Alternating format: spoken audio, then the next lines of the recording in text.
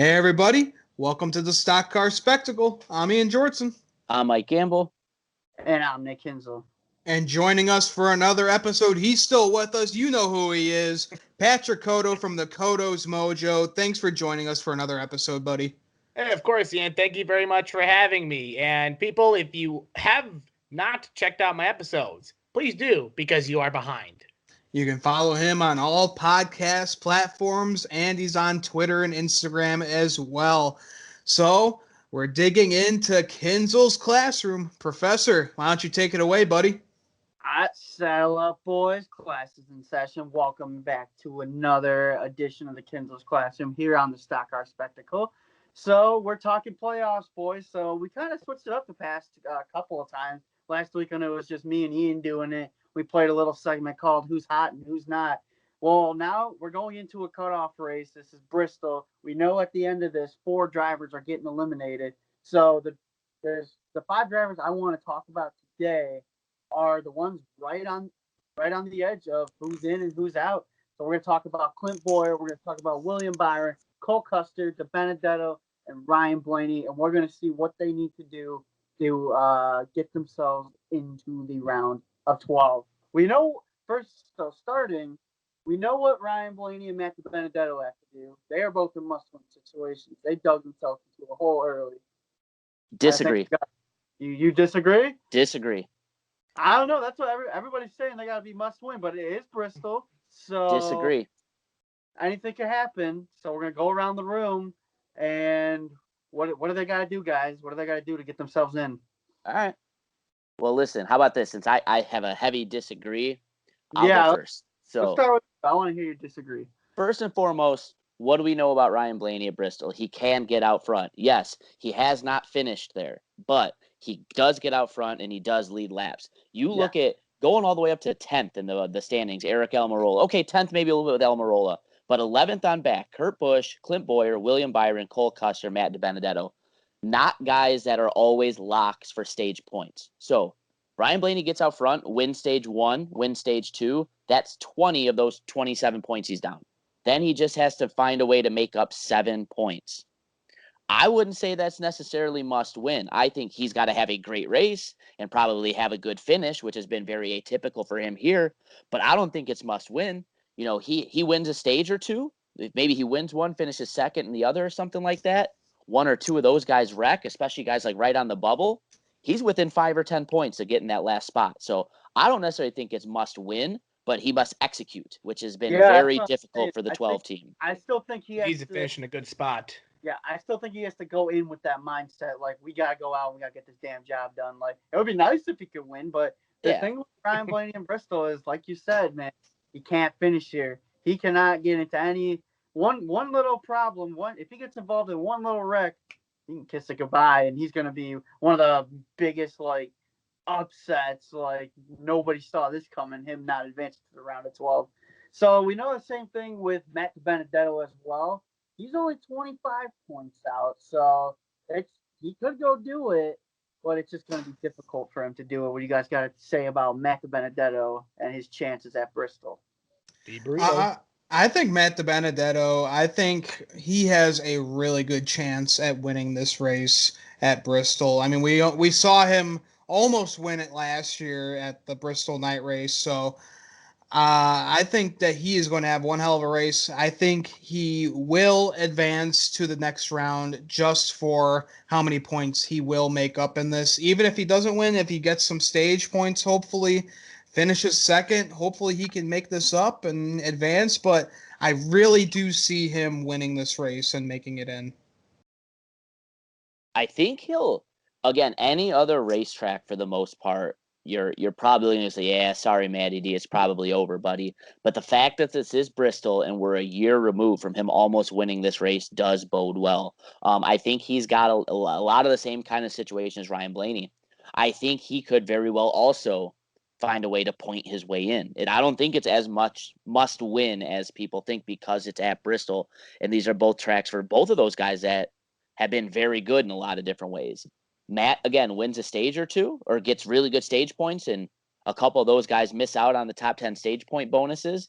He is right back in the mix. Same thing with Ryan Blaney. again, the key for both of those guys is going to be get back up front early, maximize your stage points, keep that thing clean, and hope a couple things go your way. Yeah, absolutely. My only concern with Matty D is the last time, yes, this is his best track, but he did not run well here back in the spring. I know, totally different conditions. We're running this race under the lights, but Matty D did not look fast at all the last time we were at Bristol. So that's the only thing that concerns me a little bit. It seems like the 21 team is struggling to unload with speed. It just seems that something always is going wrong. I mean, go back 2 weeks ago at Darlington, he was running as low as 31st at one point based off his speed. So it was not good. So for my only concern for him is that if he's going to go out and do his thing, that car has got to be fast off the truck. That's all. That's what he needs. Because other than that, his best racetrack, I really think he's got a good shot at doing it. So moving on. Cole Custer, he sits 14th in the playoff standings right now, but he's only 8 behind. So you guys seen another little, because we all wrote him off as the first guy out of the playoffs.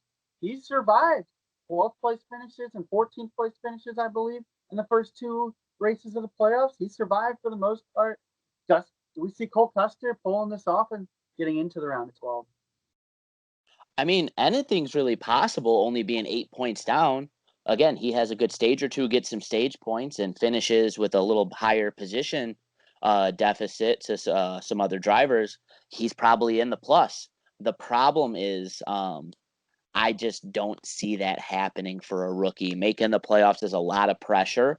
I know he's going to be familiar with playoff pressure because he's gone deep into the playoffs multiple years in the Xfinity Series.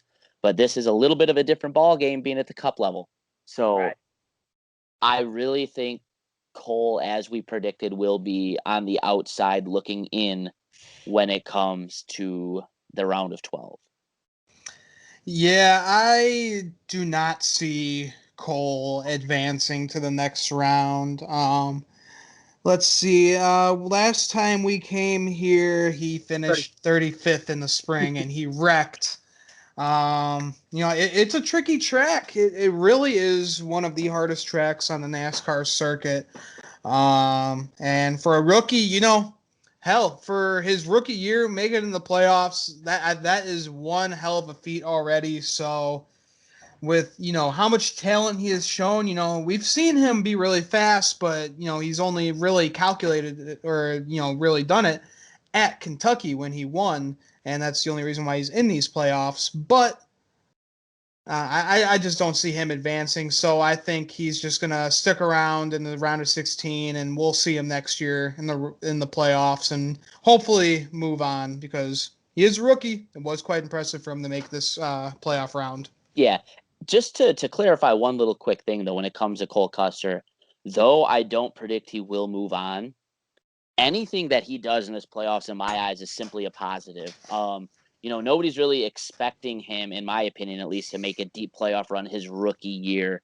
We've kind of talked before, although he did win Rookie of the Year technically by being the only rookie to win a race and make the playoffs. I would also argue he's been one of the poorer rookies. I thought Tyler Reddick had a much better season than him. I thought Christopher Bell had a little better season than him in points too. So I would say he's probably maybe the third rookie. If you look at overall performance, you take that win away, he's well down in like the mid-20s, I think, in points. So that he was being also said, the first rookie too to win at Kentucky. Right. Yeah. Which we've kind of talked about in the past being a little bit of a fortunate situation. I won't call it a lucky win. He did what he had to do, but it was a very fortunate situation he found himself in. But at the same time, like I said, in my opinion, he's kind of playing with house money here. Any experience he gathers from these playoffs is nothing but, a positive for his career moving forward. Absolutely. Exactly. Yeah, I have to tend to agree with you guys. I mean, he did what he had to do. He put himself in a good position. But at the end of the day, it's Bristol. He's a rookie. I just don't see it happening. So moving on. So the first guy out of the playoffs right now is William Byron. So Byron, he had that Daytona win. Set some solid runs in the playoffs here. He only finds himself 3 points out. Does you guys see William Byron moving on to the round 12? Well, he does have the ultimate X factor for him in Chad Knaus, which always helps. I just worry. One of the things we've seen at times this year, William Byron has been very emotional in the car this year, especially when he gets frustrated. You can take it to the bank, guarantee there will be points in this race because of the stress you will be under and the situation with the points. It will get frustrating. You'll get behind lap traffic where you can't get around somebody. You'll get into a situation where maybe it's not ideal. An untimely caution. Almost every driver that's behind this bubble, on this bubble, or just over will find a point where it's not going to be what they want to be in. It's not going to be ideal. They're going to have some kind of stress they have to overcome. I just wonder with William Byron, with what we've seen this year with his struggles, where he's kind of, had his little meltdowns at times, is that going to be something that bites him in the butt in Bristol? Yeah. I think that Willie B is going to advance. Was this his third full-time season?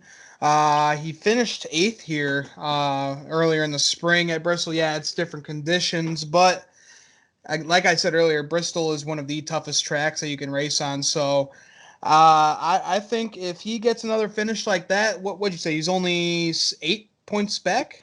He's Not even 3. 3. Okay, he's only 3 points back. He gets a finish like that, collects some stage points. I really do think that William Byron will advance to the round of 12. Yeah, I tend to agree with Mike. I just think that he's gonna let his emotions get the best of him, and I think he's gonna put himself in a stupid situation in that race to potentially take himself out. So I don't see him moving on to the round of 12. Although all he really has to do is go out there to get stages in both, get points in both stages, and run a top 5 to 7th place. That should be enough to get him in. But the last guy we're going to talk about is the guy on the bubble right now. He is in the final transfer spot into the round of 12. Currently, that's the 14 car of Clint Bowyer. So he's +3 to the cut line. We come into Bristol. It's a pretty good track for me. He tends to run up front when we come here. He's had some okay races here in these playoffs. He's only scored 4 stage points. So we'll just have to see what really happens here. Do you guys see Clint Bowyer? Is he going to hang on and keep himself in the round of 12?